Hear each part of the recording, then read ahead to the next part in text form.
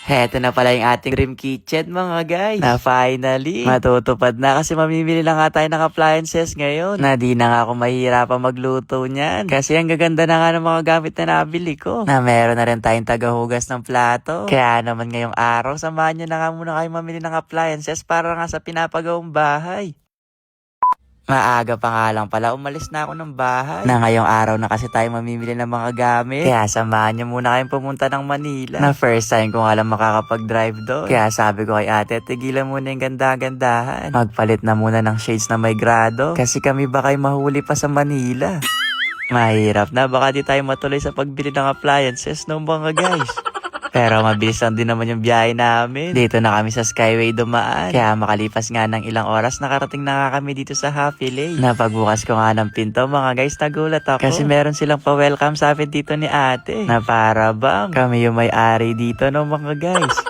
Thank you kay Ma'am Christine sa pa-welcome. Kaya naman tara, samahan nyo na nga muna kayo mag-explore dito. Nanabangga nga ako sa mga gamit dito mga guys. Na heto rin kasi talaga yung dream kitchen ko. Na siguro yung iba pangarap din to. Lalo na sa mga mahilig magluto. Na yung bang bubuksan mo yung cabinet mo, maraming laman. Kaya ganito rin yung ipapagawa ko sa dream house natin mga guys. Na yung bang mga laman ng tindahan ni Mama, dito ko siguro ililipat no. Chot. Pero yung nagustuhan ko nga dito mga guys, yung mga hinihila talaga sa loob. Na kunwari may nilagay kang gamit sa kabila. Pwede mo lang siyang hilain. Tapos makukuha mo na nga yung gamit. Wow! Na kung medyo mataas naman yung gusto mong kuhanin, hilain mo nga lang din to. At kukunin na yung mungga para makapagluto na nga ng adobo.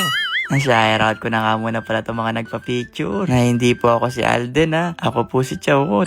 Na-excited na nga talaga ako matapos yung kitchen ko. Kaya naman tara na. Samahan nyo na nga ako maghanap ng lutuan. Nasabi ko nga dyan kay kuya na yung ibigay niya sa akin lutuan yung pinaka-the best. Na yung mukhang aesthetic. Para masipagin tayo sa pagluluto. Na kailangan ko nga lang din daw tong range hood para di maamoy sa loob pag nagluluto. Pero sabi ko kay kuya, may iba pa silang choices na hindi to kita para di tayo mukhang nagsasamji. Kaya ito yung sinuggest niya sa akin mga guys, na nasa induction na mismo yung range hood. Kaya kapag nagluluto, sinisip-sips niya na rin yung usok. Ang galing no? Kaya ito na yung pinili ko. Na may nakita rin pala akong dishwasher dito. Na first time ko nga makakita nito mga guys. Na yung bang siya na mismo yung maghuhugas ng pinagkainan. Kaya di na kayo magtuturo ang magkapatid. Kaya next na tayo, dito tayo sa ref. Ako nag-shopping si Chao.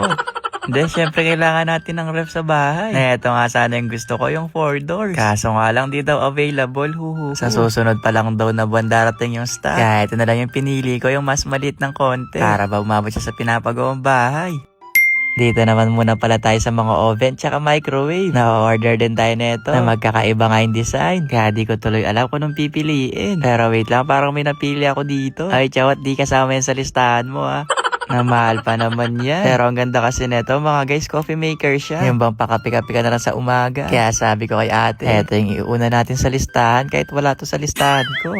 Kumuha na rin pala ako dito ng oven tsaka microwave. At sa ref naman, ito na kayo napili ko. At para naman sa dirty kitchen, ito yung isang lutuan. At kumuha rin pala akong dishwasher. Na kung mapapansin nyo mga guys, halos kulay black yung napili ko mga appliances. Kasi para bumagay nga sa napagawa naming modular cabinets. Kaya naman excited na talaga ako matapos yung bahay. Na bumili pa nga akong isang lutuan dito. Na para to kay mama. Na medyo luma na rin kasi yung lutuan namin sa bahay ngayon. Kaya umorder pa nga ako nito ng isa. Sabi ko nga dyan kina ate, ilista lang lahat nila dyan yung mga tinuturo ko. Babayaran ko na lang to kapag sumahod na ako. Chot!